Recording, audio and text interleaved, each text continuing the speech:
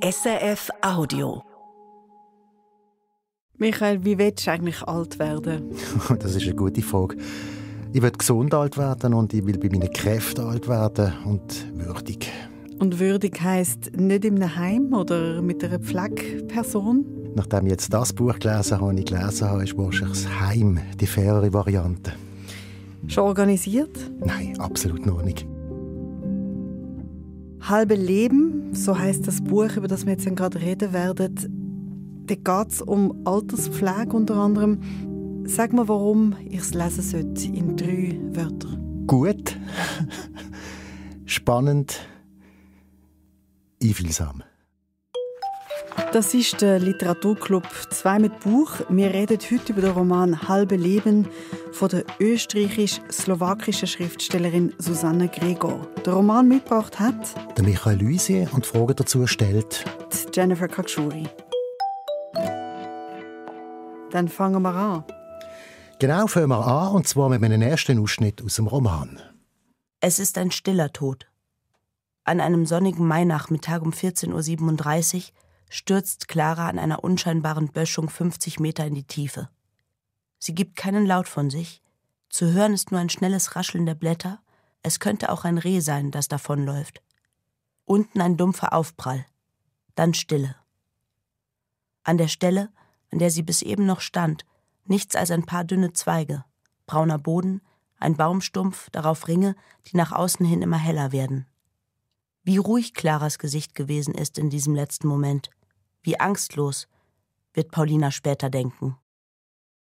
Der Roman «Halbe Leben» fängt also mit dem Tod an von einer. Das ist ein Roman von der Susanne Gregor. Was passiert da genau am Anfang? Da stürzt eine Frau auf einer Wanderung 50 Meter in die Tiefe. Clara heisst die Frau und eine andere Frau ist dabei. Kriegt das mit, Paulina. Und das Brisante ist, Clara, die da abgestürzt ist die Arbeitgeberin von der Paulina und Paulina ist die einzige Zeugin. Also ist das ein Krimi, wo du da vorstellst? Nein, das ist kein Krimi, auch wenn natürlich so ein Anfang eine gewisse Spannung aufbaut, die tatsächlich auch bis zum Schluss hebt. Der Absturz ist im Prinzip einfach die Klammer vom ganzen Roman. Der Roman fährt hier damit an und kommt am Schluss auch wieder in die Situation hier zurück. Also kein Krimi, tönt aber trotzdem spannend. Um was geht es genau? Es geht um die sogenannte 24-Stunden-Pflege, also um die Frauen aus Osteuropa, die bei uns die Form von Altenbetreuung übernehmen. Und weil es ein österreichischer Roman ist, oder zumindest ein Roman, der in Österreich spielt, geht es um eine slowakische Pflegerin. Denn in Österreich ist es so, dass die meisten Pflegerinnen aus der Slowakei kommen. Geschrieben hat das Buch also Susanne Gregor. Das ist eine österreichische Schriftstellerin, wie du gesagt hast, die selber aber in der Slowakei auf die Welt gekommen ist. Hat sie denn einen besonderen Bezug zu dem Thema? Nein, das hat sie nicht. Aber als Slowakin in Österreich wird man halt immer wieder mit dem Thema konfrontiert. Ich weiß, dass es hier in Österreich sehr, sehr viele Slowakinnen gibt, die eben diese Arbeit leisten. Und ich habe das auch ganz oft erlebt, dass mich Menschen auch darauf hinweisen, wenn ich sage, dass ich aus der Slowakei bin, dass sie mir sagen, ja, wir haben da auch eine Pflegerin bei unserem Opa und die ist so lieb, die gehört quasi schon zur Familie. Und dann habe ich mir gedacht, wie kann man da wirklich zur Familie gehören, wenn man in einem Arbeitsverhältnis bleibt? Also diese Intimität, mit der man in eine Familie aufgenommen wird und aber eben doch eine Bedienstete bleibt. Das sagt Susanne Gregor über ihre Motivation, sich mit dem Thema auseinanderzusetzen.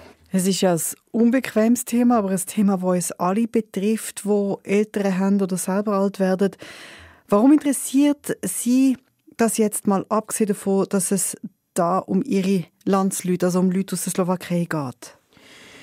Es geht um 3 Sachen, die sie interessiert. Das eine ist das, was sie gerade gesagt hat, nämlich die Beziehungen, die entstehen unter ungleichen Vorzeichen. Dass also jemand Teil von einer Familie wird und trotzdem in einer dienenden Rolle verbleibt. Und unglaublich wenig verdient? Ja, unglaublich wenig verdient. Zum Beispiel eben gerade auch, und das ist der zweite Grund, es geht um strukturelle Probleme, nämlich, dass unser Pflegesystem davon lebt, dass es ein Ungleichgewicht gibt. Das zeigt sie nicht explizit in ihrem Buch, aber es ist im Hintergrund immer vorhanden. Und dann geht es auch noch generell um eine Aussensicht auf Österreich durch eine Frau aus der Slowakei, was ja für eine Schriftstellerin, die selber aus der Slowakei kommt und in Österreich lebt, natürlich auch sehr reizvoll ist. Hat es dann einen konkreten Anlass gegeben, um den Roman zu schreiben? Ja, das hat es gegeben. Und das geht auf eine tragische Geschichte zurück, die auch bei uns in den Medien vorgekommen ist. Susanne Gregor hat mir die ganze Geschichte dazu erzählt. Das war eigentlich ein Zeitungsartikel, den ich gelesen habe.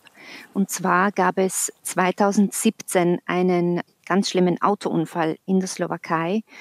Und da waren 7 dieser 24-Stunden-Pflegerinnen gerade auf dem Heimweg mit so einem Sammeltaxi. Und sie waren eigentlich fast schon wieder zu Hause angekommen, aber das war, glaube ich, 3 in der Nacht. Und der Fahrer hatte einen Sekundenschlaf und ist gegen einen LKW geprallt und es waren alle sofort tot.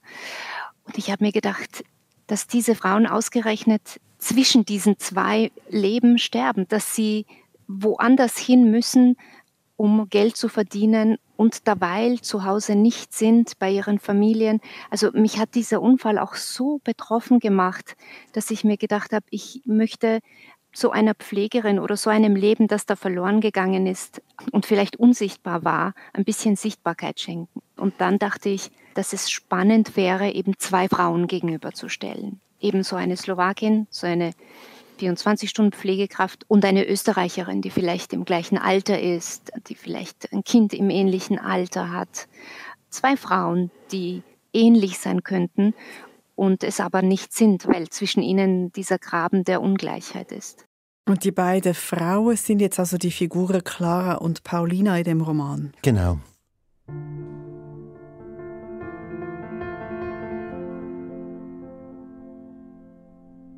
Erzähl doch, was sind das für Figuren? Wie stehen die zueinander? Also an sich sind die beiden recht nah beieinander, was das Äußere betrifft. Beide sind 38, beide haben Kinder, beide haben sie einen enormen Stress in ihrem Leben. Allerdings aus unterschiedlichen Gründen und auch unter ganz unterschiedlichen Bedingungen. Paulina lebt in einer slowakischen Kleinstadt. Sie ist Krankenpflegerin und verdient schlecht. Sie hat 2 Söhne, 10 und 16 Jahre alt, und sie ist getrennt von ihrem Partner, also vom Vater von diesen Kindern. Das heisst, sie stemmt daheim die ganze Geschichte allein. Das klingt recht anstrengend mit einem Teenager und einem Fast-Teenager. Wie steht es um Clara? Clara ist Architektin, die verdient sehr gut. Allerdings ist sie angestellt und muss sich gegenüber ihren männlichen Berufskollegen ständig durchsetzen, was auch wieder sehr anstrengend ist und mit viel Arbeit verbunden ist. Und lebt sie in einer Partnerschaft? Ja, sie hat einen Mann, der Jakob. Der ist Fotograf und hat keine Aufträge. Und das heisst, der ganze Lebensunterhalt der liegt auch bei der Clara. Und dann gibt es ein Kind, Dada, ein 11-jähriges Mädchen, das gerade am Anfang von der Pubertät steht. Und dann kommt noch die Mutter dazu von der Clara, die Irene, die einen Schlaganfall hatte und jetzt auch nicht mehr alleine leben, und die zieht jetzt auch noch in das Haus. Und dann beschließen Clara und der Jakob, dass sie Hilfe holen und eine slowakische Pflegerin anstellen. Und das ist eben die Paulina, von der du vorher gerade geredet hast. Das ist Paulina, genau. Und wie funktioniert das zwischen dieser Familie und der Paulina? Am Anfang funktioniert das gut. Paulina hat sofort einen Draht zu dieser Irene und macht ihre Arbeit auch gut. Aber mit der Zeit vermischen sich dann Sachen. Zum Beispiel ist nie ganz klar, was eigentlich der Auftrag genau ist. An sich ist Paulina ja für die Irene da, für die alte Mutter von der Clara. Aber mit der Zeit kocht sie dann eben nicht nur für die Irene, sondern gerade für die ganze Familie. Ist ja auch sinnvoll, ist auch praktischer so. Und dann kommt dann ein Geburtstag dazu, zum Beispiel ein Fest für die Ada muss gemacht werden, da tut sie dann auch einen Kuchen backen. Und das wird immer mehr, bis am Schluss noch ein Hund dazukommt, der auch für die Ada denkt ist, aber sie geht dann natürlich mit ihm spazieren. Kurz, Paulina hat einen 24-Stunden-Job zum Lohn von einer Haushaltshilfe und sie managt am Schluss eine ganze Familie, die aber gar nicht ihre ist. Okay, das klingt aufwendig, emotional. Wie tatsächlich? Wie reagiert denn Paulina auf das? Sie macht mit, zuerst einfach, weil sie doch ganz gern dort ist und es tatsächlich auch schätzt, wenn sie gebraucht wird. Dann aber auch, weil sie schlicht nicht Nein sagen kann und vielleicht das Gefühl hat, das gehört halt dazu, so viel Arbeit zu machen für diesen Job. Was mich jetzt fast am schlimmsten dünkt oder was mich jetzt beschäftigt, ist auch, also die Paulina ist bei einer Familie, die nicht ihre ist, wird unglaublich schlecht bezahlt, muss der Großmutter schauen, muss dem Kind schauen, dem Hund schauen und so weiter.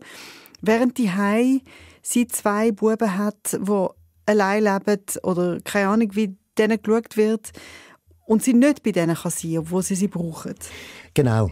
Das macht dann auch Sorgen, denn sie merkt schon nach einer Woche, dass sich ihre Kinder anders verhalten, als sie sich das gewünscht hat. Auch wenn abgemacht war, dass man jeden Abend miteinander telefoniert, es läuft halt einfach irgendwie anders, wie sie hört am Telefon. Noch halten die Kinder sich daran und rufen jeden Abend ihre Mutter an. Auch wenn Richo mit Worten spart, so ist er eben, sagt sie sich, und erzählt ihm von diesem Ort, an dem sie jetzt ist. Erzählt, dass das Wetter hier etwas kühler ist als zu Hause, die Berge etwas höher und das Grün irgendwie grüner. Und dass eine Woche bereits vergangen ist und nur noch eine weitere vergehen muss, bevor sie zurück nach Hause kommt. Aber Richo zählt nicht die Tage. Er fühlt sich zuerst vom Vater und jetzt von seiner Mutter verraten. Wie grün die Bäume in Österreich sind, könnte ihn nicht weniger interessieren. Ohne ihr zu antworten, gibt er das Handy an seinen kleinen Bruder weiter, der ihm aufgeregt das Telefon aus der Hand reißt. André macht Rischos Schweigen wett und zählt seiner Mutter freudig alles auf, was sie verpasst hat. Von den Johannisbeeren, die in Omas Garten sprießen und extrem sauer sind, bis zu seinem Tor im Fußball und dem Meerschweinchen, das ihm Oma geschenkt hat. Ein Meerschweinchen? Paulina rutscht fast das Handy aus der Hand. Es ist schwarz und strubbelig und es beißt, ruft er begeistert. Rischo sagt, es sieht aus wie eine Wollmütze auf 4 Beinen. Wann kommst du eigentlich? Paulina verlangt ihre Schwiegermutter ans Telefon, die ihre Aufregung nicht versteht. Ich wollte Ihnen doch bloß eine kleine Freude machen, sagt sie beleidigt. Und es ist ja nur ein kleines Tier. Es sitzt in seinem Käfig und braucht nicht viel. Paulina legt auf und sieht in den Spiegel. Ihre Augen brennen vor Wut auf diese Frau mit dem aufgedunsenen Körper, die den Vater ihrer Kinder geboren hat und ihn noch immer verhätschelt wie ein kleines Kind, ihn zur Begrüßung an ihre unnatürlich große Brust drückt und sein Gesicht mit feuchten Küssen bedeckt. Die mit ihren großen, rauen Händen Gemüse aus ihrem Garten zieht und Aufläufe bäckt, als gäbe es damit einen Preis zu gewinnen, und die seit jeher mit den billigsten Mitteln um die Gunst von Richo und André wirbt. Die armen Jungs, hat sie ausgerufen und die Hände zusammengeschlagen, wochenlang ohne ihre Mutter. Natürlich, bringen Sie mir, ich werde mich kümmern. Puh, das tönt nach sehr viel schlechtem Gewissen, aber sie muss ja auf Österreich gehen. Arbeiten. Ich finde die Beschreibungen wahnsinnig toll. Ja. Schon von der Schwiegermutter, aber auch von der Wollmütze auf 4 Beinen. Ein Ausschnitt aus dem Roman «Halbe Leben» von der Susanne Gregor. Ich will ganz kurz beim Inhalt bleiben und nach dem Verhältnis von diesen Frauen Paulina und Clara fragen. Das ist ja auf eine Art ein Tandem mit einem ungleichen Ziel. Wie funktioniert das zwischen diesen beiden Frauen zwischenmenschlich? Ja, das ist sehr komplex und da liegt dann auch die literarische Stärke von dem Roman, wie das Verhältnis konkret beschrieben wird. Einerseits ist ja Clara die Chefin, aber sie ist nicht besonders gut im Chefin sein und auch nicht besonders klar, wenn es um Auftrag geht. Außerdem hat Paulina sehr viel mehr Lebenserfahrung. Also die hat das schon einmal erlebt, als Pflegerin jemanden zu pflegen, weil ihre Mutter hat sie nämlich gepflegt und die hat auch erlebt, was es bedeutet, wenn jemand stirbt. Und das steht ja der anderen, der Clara, immer noch bevor. Vor allem aber ist Clara sehr auf sich selber bezogen. Sie kriegt nicht mit, was Paulina braucht. Und so kommt es immer wieder zu absurden Situationen, wo Clara etwas Gutes machen will, dann aber etwas macht, das nicht gut rauskommt. Zum Beispiel dort, wo sie ihren Kasten ausmistet und wirklich glaubt, Paulina hat die Freude an ihren alten Kleidern. Was ist damit, sagt Clara und hebt eine weite Leinenhose hoch. Das hier ist das Bequemste, was ich je anhatte. Paulina lässt sich überreden, die Hose anzuprobieren, kann aber nicht verbergen, dass sie ihr gleich auf Anhieb nicht gefällt. Ist schon gut, lacht Clara. Zieh sie wieder aus. Und Paulina zieht zögernd vor ihrer Chefin die Hose runter und zupft verlegen an ihrem T-Shirt, um darunter ihre Unterhose zu verbergen.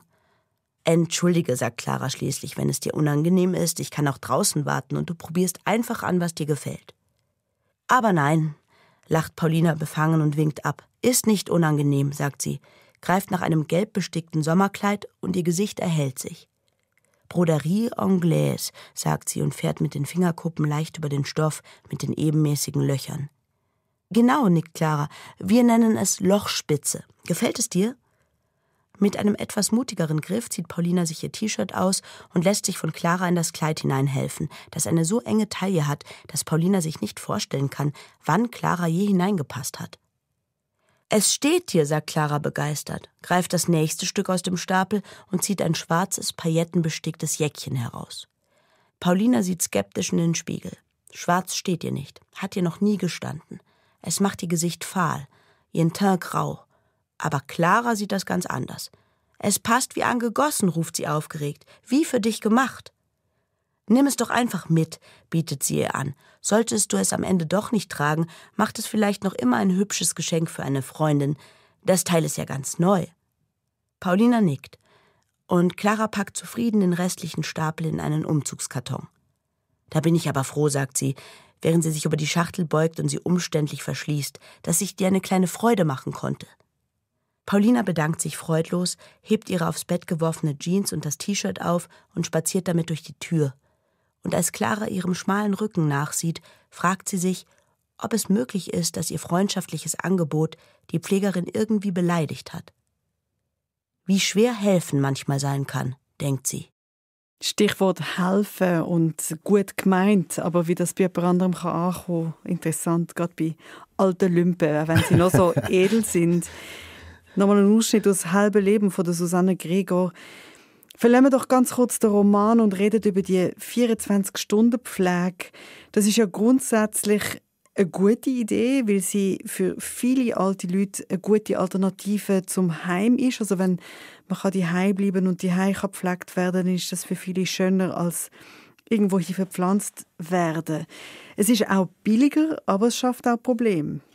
Genau, es ist zu billig, es basiert auf Ausbeutung und es funktioniert nur darum, weil es zwischen Ost und West den Unterschied gibt, die Ungleichheit in Sachen Wohlstand. Das sagt auch Susanne Gregor, wo ich danach gefragt habe. Und sie redet auch von strukturellen Problemen in diesem Punkt. Und das habe ich aufgenommen, das Wort strukturelle Probleme, und mit jemandem besprochen, der Fachfrau ist auf diesem Gebiet, und zwar mit der Sarah Schilliger. Wer ist Sarah Schilliger? Das ist eine Soziologin an der Uni Bern und an der ETH. Und sie betreibt seit vielen Jahren Forschungen zu den Themen Pflege, Hausbetreuung und Migration. Und sie habe ich gefragt, ob man hier tatsächlich von einem strukturellen Problem reden kann.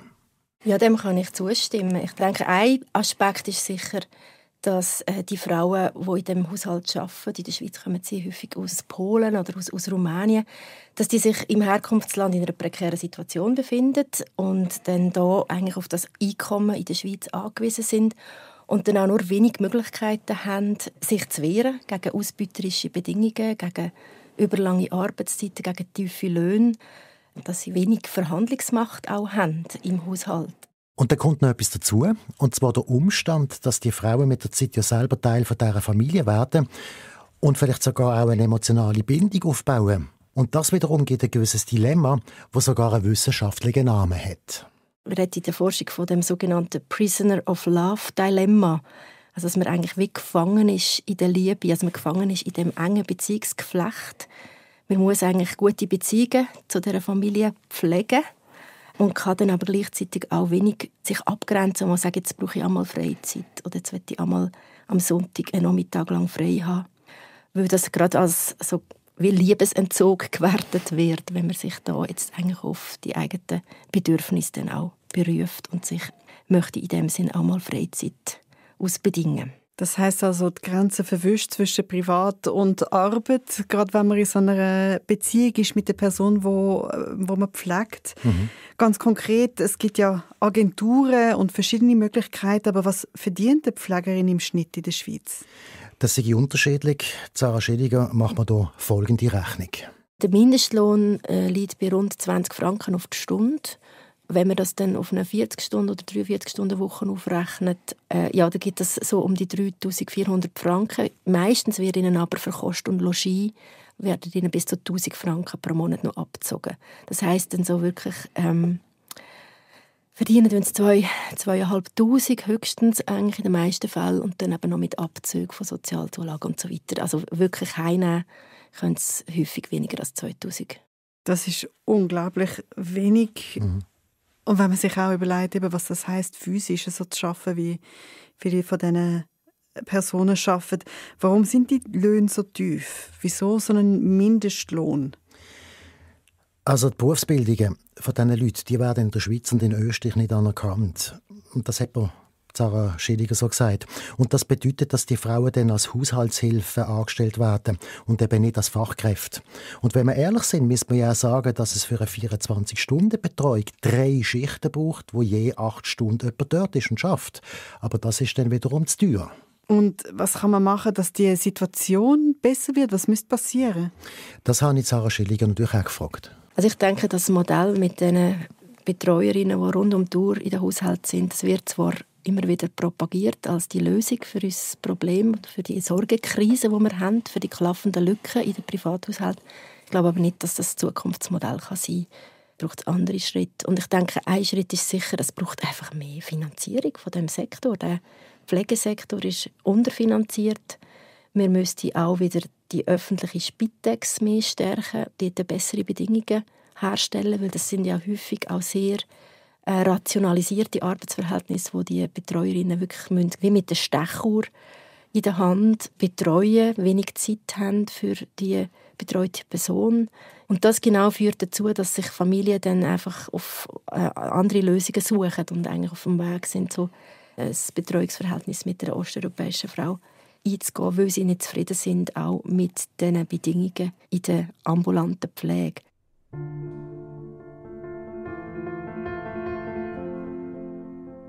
Kommen wir zurück zum Roman «Halbe Leben» und damit auch zur Schriftstellerin Susanna Gregor.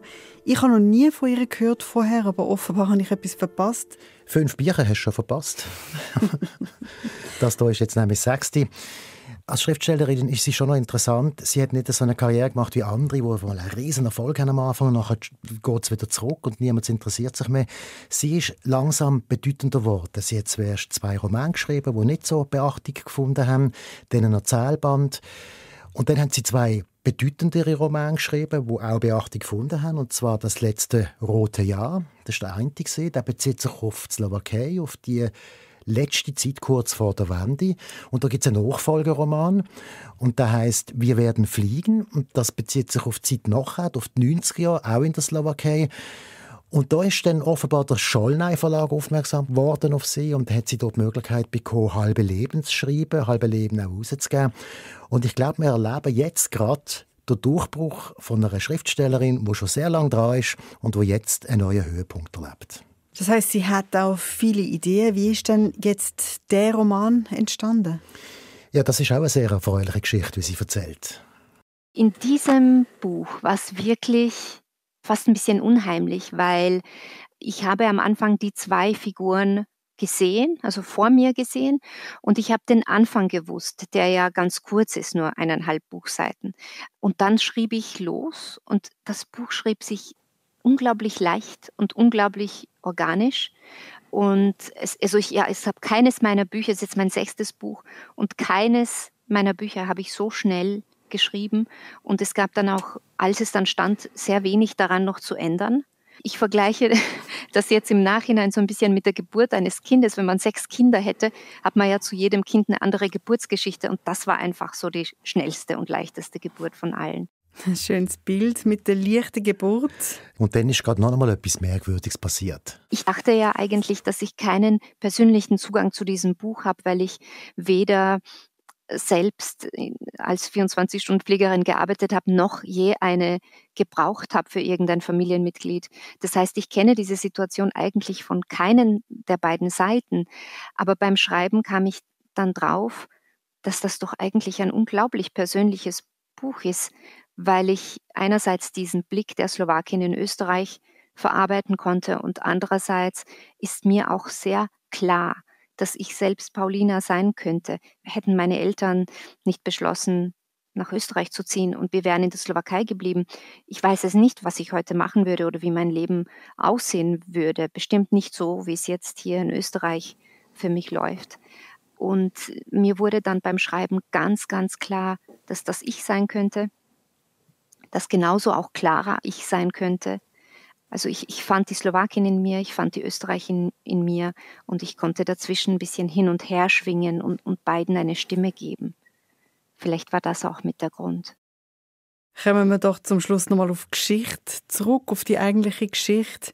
Wir wissen ja vom Anfang, dass die Geschichte zwischen den beiden Frauen, Klara und Paulina, schlecht rauskommt. Also es fängt an mit dem Tod von der Klara. Das ist ja schon nach den ersten paar Sätzen klar. Und jetzt ganz unabhängig von der Frage, ob das Mord ist oder ein Unfall, das Verhältnis zwischen den beiden ist in dem Moment schon zerstört oder schon kaputt. Was ist denn genau passiert zwischen den beiden, dass es so vertrackt und belastet ist? Ja, da gibt es eine sehr entscheidende Situation in dem Roman, wo wir dann irgendwie zu dem Point of No Return kommen. Und das hat wiederum mit den Kindern von der Paulina zu tun. Clara und ihr Mann haben sich ein Wellness-Wochenende gegönnt. Sie ist in der Zwischenzeit schwanger und ihr geht es nicht gut. Und er ist auch wahnsinnig erschöpft vom vielen Fotografieren. Und die möchten unbedingt gehen. Aber dann läutet das Telefon von der Paulina und der Ex-Partner, der Martin, ist dran und sagt, der Rijo, der ältere Sohn, der sei im Spital. Es war irgendeine Keilerei, der spielt Eishockey und ist ein ziemlich stämmiger Bursch geworden in der Zwischenzeit und hatte eine Schlägerei gehabt und hat dann aber auch verloren. Und Paulina, die schon ein schlechtes Gewissen hat wegen ihren Kindern, die will jetzt unbedingt heim. Das würde aber bedeuten, dass Clara und der Jakob das Wellness-Wochenende absagen und das wollen sie nicht, auf gar keinen Fall. Und so kommt es dann zu dieser Szene, wo der Auslöser wird für alles, was noch kommt. Und ich schlage vor, die hören wir jetzt am Schluss von diesem Podcast. Es ist Clara, die zu Paulina ins Zimmer kommt, während diese ihre Kleidung faltet und in den Koffer schichtet, ihr zärtlich eine Hand auf den Rücken legt und sie bittet, sich doch für einen Moment mit ihr aufs Bett zu setzen. »Erzähl noch mal, was genau passiert ist«, bittet sie, und Paulina kratzt sich verwirrt an der Schläfe. »Eine Rauferei«, sagt sie, »Nase gebrochen, Hand tut ihm weh, jetzt machen Sie Röntgen, dann wissen Sie genauer.« Und Clara nickt verständnisvoll und wiederholt Paulinas Worte. »Die Nase gebrochen, der Arme, das tut mir wirklich leid.« »Was für ein Pech«, sagt sie, bevor ihre Stimme in einen tieferen Ton umschlägt. Ein Umschwung, der nur Paulina auffällt, als ihre Chefin sagt, das Wichtigste ist, dass er behandelt wird und dass sein Vater bei ihm ist. Und die Großmutter, nicht wahr? Da ist er doch bestimmt gut versorgt. Bei uns ist es nun so, dass wir diesen Aufenthalt leider nicht mehr stornieren können. Und meine Mutter kann nicht mehr alleine bleiben, das weißt du ja. Und dann gibt es da auch noch Charlie. Aber was hältst du davon, wenn du dafür nach unserer Rückkehr ein paar Tage länger bei deinem Sohn bleibst? Paulina zieht ihre Augenbrauen zusammen. Bevor sie ganz begreift, was hier vor sich geht, stört sie erstmal dieser Ausdruck. Dein Sohn. Was soll das heißen? Hat sie nicht erst vor ein paar Minuten in der Küche seinen Namen genannt? Ist es möglich, dass Clara ihn nicht behalten hat, dass diese Frau nicht einmal weiß, wie ihre Kinder heißen? Rijo, sagt Paulina, um ihren Jungen zu verteidigen. Und Clara nickt mit geweiteten Augen. Rijo, wiederholt sie. Aber sie spricht es ganz schief aus, betont an der falschen Stelle, und Paulina schüttelt instinktiv den Kopf. Nein, nein, setzt Paulina an und sieht zu ihrem halbgepackten Koffer. Aber ihre Worte bleiben in der Luft hängen. Sie spürt Claras Hand, die sich plötzlich auf die ihre legt, sich eiskalt anfühlt, oder ist es ihre eigene Hand, die glüht? Ich wäre dir so dankbar, sagt Clara und drückt Paulinas Hand noch fester, wenn du da bleibst. Wir brauchen dich ganz dringend hier, während wir nicht da sind. Und dein Junge ist doch versorgt. Irene auf der anderen Seite. Naja, du weißt schon. Paulina versucht, ihre Hand zurückzuziehen, aber ihre Chefin lässt nicht los. Und als Paulina zur Tür sieht, steht Jakob darin. Beide Hände in den Hosentaschen, den Blick im Raum verloren, den Rücken durchgestreckt. Es tut mir sehr leid, Paulina, sagt er, dass wir dir dieses Mal nicht entgegenkommen können. Wir würden dir aber gerne ein anderes Angebot machen. Nächstes Mal bist du es, die in die Therme fährt. Auf unsere Kosten, versteht sich. Das war er, Literaturclub 2 mit Buch. Heute mit dem Roman «Halbe Leben» von der Susanne Gregor. Erschienen ist der Roman beim Schollnay Verlag. Text gelesen hat Marie Löcker. Sounddesign Serge Krebs. Produktion Barbara Peter. Fragen gestellt hat Jennifer Kakschuri. Und das Buch mitgebracht hat der Michael Luisier.